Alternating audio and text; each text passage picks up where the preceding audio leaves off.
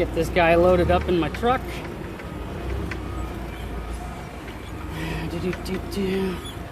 And coming up.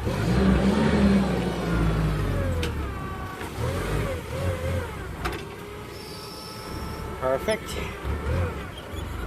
All right, I should be able to shove it in from there. So we got the bike here in the garage, got it unloaded from the truck, and while unloading it, I popped the other banding strap that was holding the top of the box on. But we have not opened it, so what you see us do here, it's also the first time we've seen it as well. So here we go. You ready, son? Yeah. Grab that side. Let's see if we can lift it up. May have to wiggle.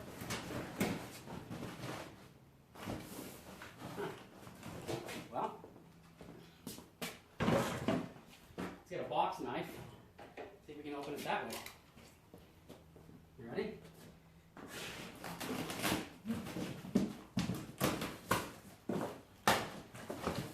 Okay. There's that side.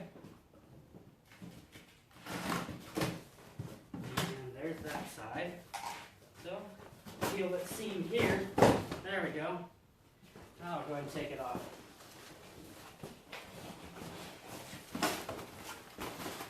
So there it is. It looks like we need to, we'll pull this cage off first thing. We need to install the front wheel and tire.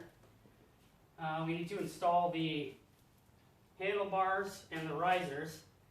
And we need to lift up the rear end and install the lower bolt and shock. So we'll get to doing that and we'll pick back up when we're done. So here we are about 95% assembled, and we're just removing the protective plastic from the body so we can install the graphics. So we just finished assembling the bike. We changed the oil. A lot of times, in fact 99% of the time, when these bikes come over from China, they're shipped with like a non-lubricating oil. It's more of a preserving oil, and a lot of times they're shipped with vegetable oil in the crankcase just to keep things from rusting. So you never, ever, ever want to start one of these Chinese motors without changing the oil. So we did that, finished assembling it, putting all the decal kit on it and everything, dumped some fuel in it, and fuel just came raining out of the petcock, the fuel valve under the tank. The reason being is this little O-ring, factory O-ring, was misinstalled, and when they tightened the bolts up for the fuel petcock, it smashed it onto the bottom of the tank, so it wasn't sealing. So I leaked fuel all over the garage. You can see there's a puddle underneath the bike. But I just happen to have a pretty large selection of O-rings, so right back together. And we are officially ready to try starting it. So this is a complete, total, new, first time ever start. And we're going to do it right now. I may have to play around with the carb to get it to idle right, but we'll try it. How many kicks? What do you think? We'll roll it over slow. Okay, I'm going to give it. Nice. First kick. Nice and quiet. It sounds good. Okay, Wyatt, come hold this light.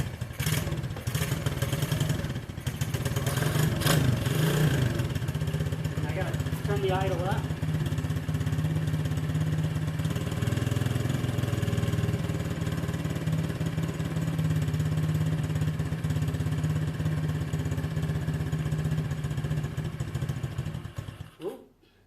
Too low.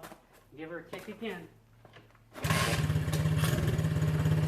a little high.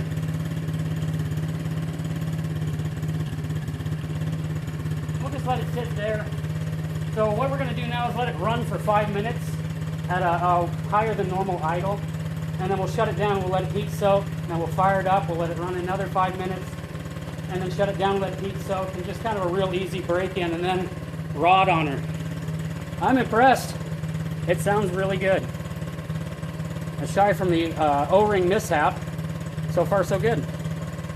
So we are currently going over all of the nuts and bolts, making sure everything's snug on the bike, and so far so good. But this is something that you should definitely do on any new bike, but especially a new China bike, you know, after the first ride or so, just to make sure nothing's come loose. So that's what we're doing tonight.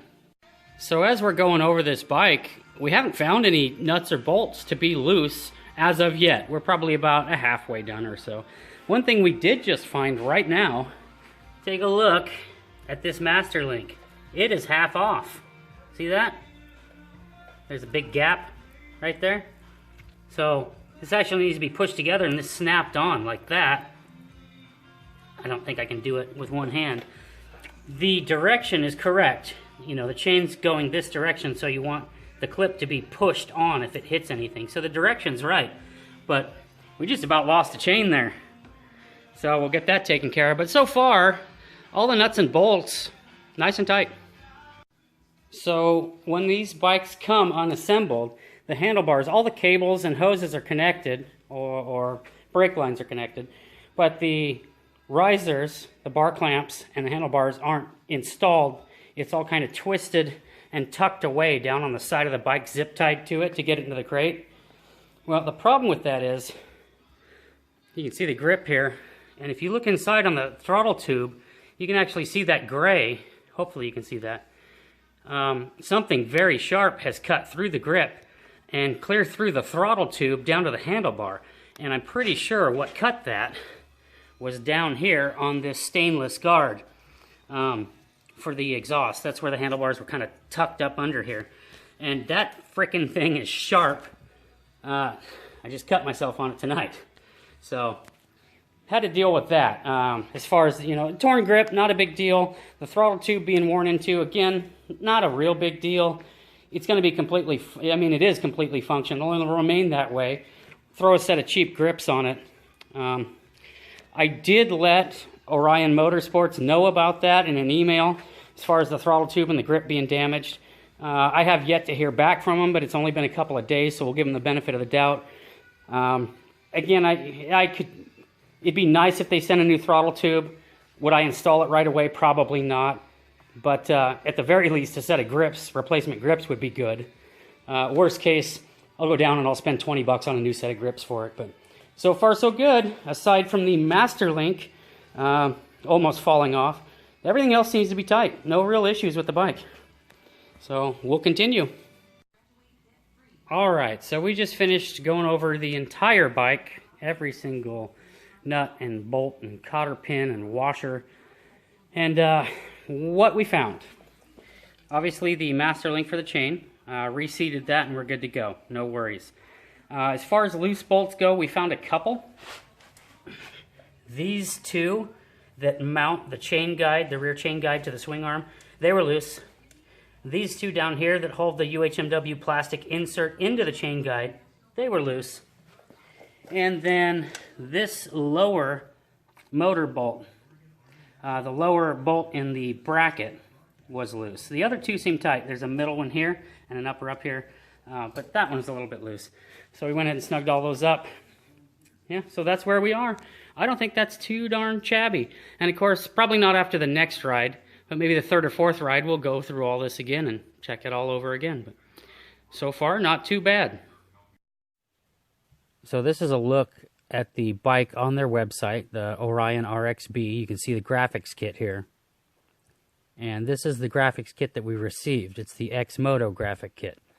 And again, there's nothing wrong with it, but it's not what we ordered. So here's a look from the right side of the bike. And it just, I love that RXB. That it looks nice. The graphics look nice. And again, here's a picture of the right side of what we received, the X-Moto. Which, it looks nice as well, but it's not what I ordered. So when you order these little Orion bikes, their website states that they come with 2 quarts of oil and a replacement spark plug. And again, just like I've mentioned earlier in this video, you have to change the oil before you even start the bike. So we didn't realize until we went to go change the oil that we were missing that part of the order. Both quarts of oil and the spark plug were not there. So I had to rush downtown. Fortunately, we had an auto parts store that was still open because this was later in the evening. And I picked up 2 quarts of this Valvoline 1040. I'm a Valvoline kind of guy, run it in all my cars. So that's what they had. That's what we picked up. So I ended up writing an email to Shift Motorsports or Orion Powersports, whatever you'd like to call it, same company, just letting them know about the problem we had with the grips being worn into during shipping, and also missing the quarts of oil in the spark plug. And I haven't heard anything. No reply to that email at all, and I thought, well, maybe I'm getting the shaft. I don't know. You know, no big deal. We had bought oil, so I guess we're okay there. But today in the mail, I get this box, and so they sent me 2 quarts of this Bike Master. It's just generic, but you know, it's oil, and that's what was supposed to come with the bike. So 2 quarts of this stuff, and here's the other quart right here. So 2 quarts of that. The replacement plug, and this is an NGK, which is good. And for numbers wise, hopefully, I don't know if it'll focus on that, it is a C7 HSA 4629. So a nice brand quality NGK plug, which is what the bike's supposed to come with. Now, you can, if you want to save $10, you can remove that, the oil and spark plug option from your order and save $10, but I figured for $10 I couldn't buy those items in town. So I just had them included, and as luck would have it, they got left out of the order. But, now this is the really cool part. The damaged hand grip on the throttle side.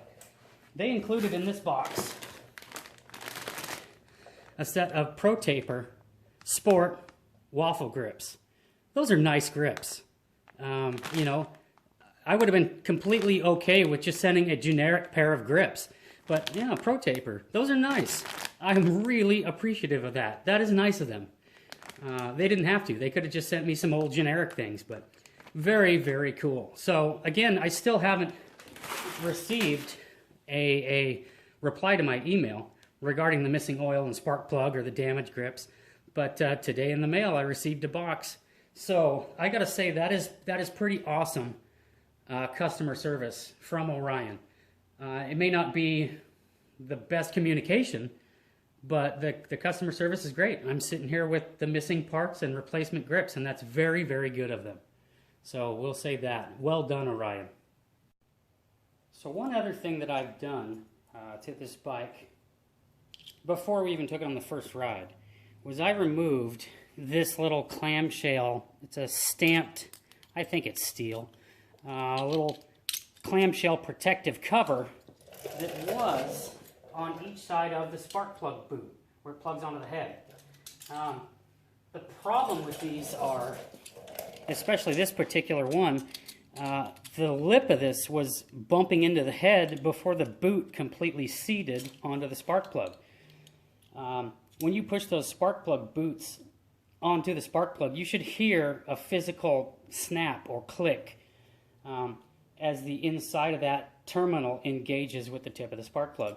And that wasn't happening with this steel little protector boot on there. Almost all of the Chinese engines come with this. I don't know why, because none of the Japanese engines do. So it's the first thing on every single one of these Chinese motors. It's the first thing I yard off and throw away, because in this particular instance, it actually hindered the boot pushing on. And now the boot without this goes all the way on nice and tight like it should. Would it run with this on there? I'm sure it would. I don't know that the little tip on the plug is actually engaging into the terminal, but it's close. At the very least, the spark would probably jump that gap and then have to jump a second gap when it got to the tip of your plug. The bike would probably run, but unreliably, it's an unreliable spark at best, and it might not run at worst. So, yeah, I always ditch those first thing. Garbage. So, I guess we'll close this video out with, an important question.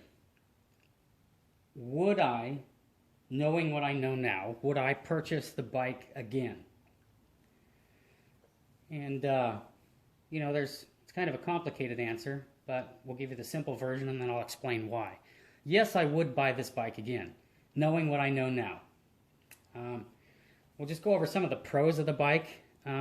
It fits my son decent. He's 13. He'll probably get a year or so out of this. size-wise before he's outgrown it. Motor-wise, plenty of torque, plenty of power. He can pit bike this around, till he's 18 if he wants to. But size-wise, it fits him decent now. He'll probably outgrow it, within a year or so, maybe 2. However, my up-and-coming son is, he's going to be 11, and it fits him well. I'm going to try to get him trained up on riding it, and if he can pull it off, and I'm sure he can, I'll probably order a second one of the exact same size for him. Originally, I was going to order the 90cc version of this, which has 10-inch rear wheel and 12-inch front wheel, so it's about 1.5 inches lower seat height in a 90cc version, but it appears that it's going to fit my 11-year-old very well, in which case I won't order the smaller version. I'll just order another 125 just like this one.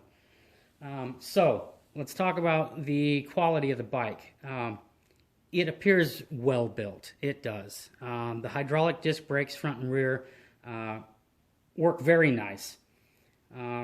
Fit and finish is very nice. The powder coat job on the frame is very nice. The suspension, surprisingly good. The rear shock I thought was going to be a major piece of crap just looking at it. I figured the cartridge forks in the front would be decent, and they are. And they have adjustable compression rate, which I haven't touched any of the suspension. It's just like it came right out of the crate. But I expected the rear to be kind of cheesy. It looked cheesy as far as the shock, but it rides, even with my weight, and I'm 200 pounds, surprisingly smooth. I was very impressed with how well it rides, even with my weight. The motor appears to be a decent quality. It's a Chinese company, obviously. It's the x-motos factory, they call it. I think it's a Shenzhen, or I can't even pronounce it.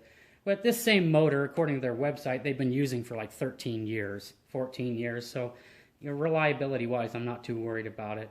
It's float bowl carb. It's a Chinese carb, but I didn't have any issues there. It seems to idle good. It has decent power. It doesn't seem to have any flat spots. On their website, you can upgrade to a Mikuni if you want for another, I don't know, $50 or something. But I wanted to give this Chinese carb a try and see how it did. And I don't see any reason to change it. At least for now. It runs fantastic, like you guys saw earlier in the video. And it's done this every single time. It's a first kick starting bike every time. So, I mean, you can't go wrong with there. You keep the oil change and it probably outlasts the kid. Long story short, these are like a Honda kind of knockoff motor.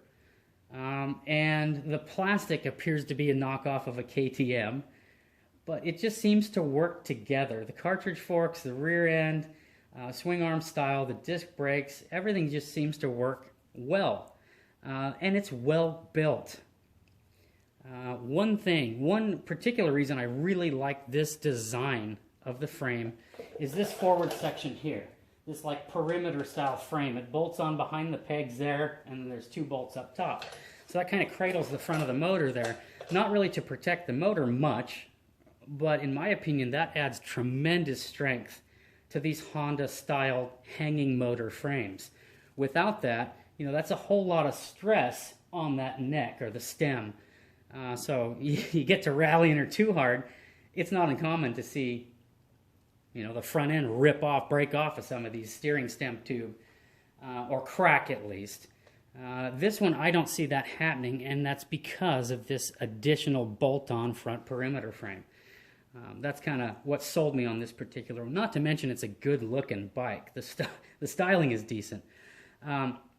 So, as far as the bike itself, quality-wise, I think it's a good bike. Is it up there with Japanese bikes? We'll see. There's a few things that appear to be less well-made, like, the muffler is pretty chintzy looking, but the rest of it appears to be of decent quality. So, probably not on par with a Japanese bike, but it's not far behind, and it's leaps and bounds above what traditionally Chinese bikes were. I think they're making progress. It's substantially better than in the past. The company has been excellent.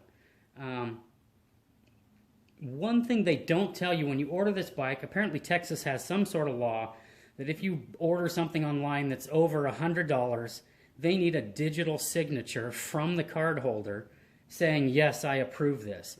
And so you order this, you pay for it, the money comes out of your account almost immediately. However, it takes 24 hours to get this third-party digital signing document that you have to go to their website and sign and then submit, and it takes another 24 hours or so for them to receive it, and another 24 hours to prep the bike for shipping. So after you make that purchase, it takes about 3 days before the bike even ships out.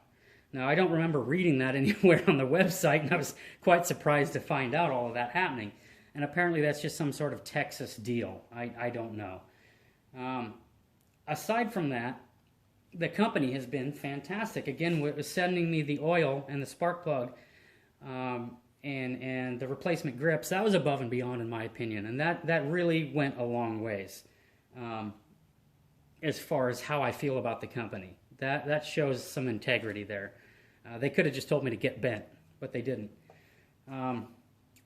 Their shipping is freight, and to stay in business, they want to ship freight as absolutely cheaply as possible, and I understand that. The company that they shipped it to me on was Roadrunner Freight.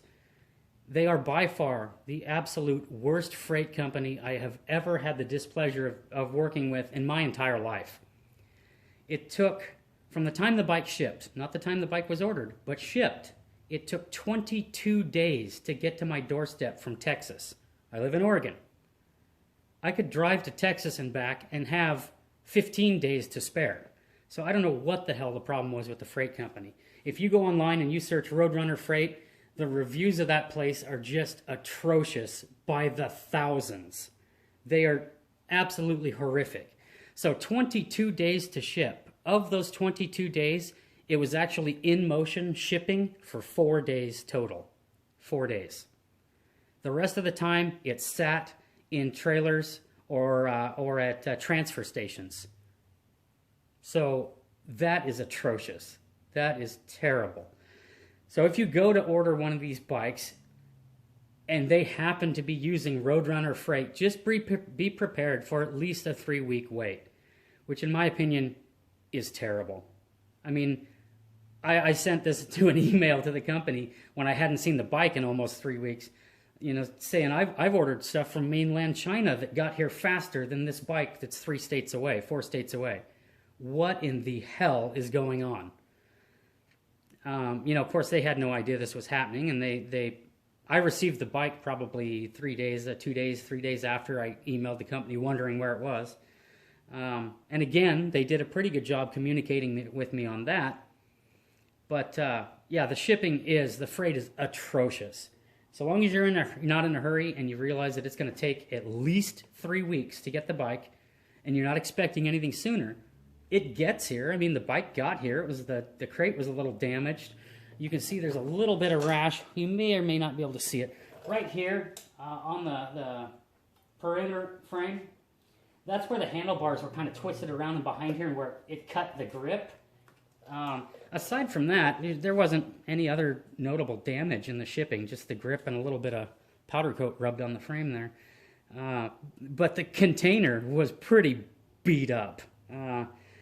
Yeah, but it is what it is. So, long story short, yes, I would order again, but now I know what to expect.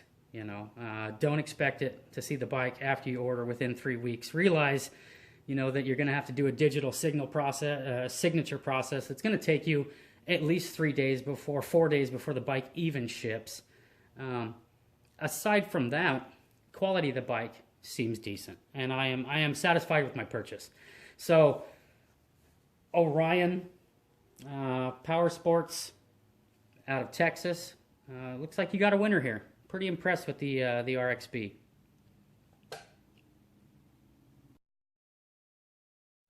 So in the next few clips, you're going to see our very first trip out with the RXB. Wyatt's helmet no longer fit him. We didn't realize that until we got out there. So first trip, no helmet. Second trip, loaner helmet. And on the third and final trip of this video, shiny new black helmet.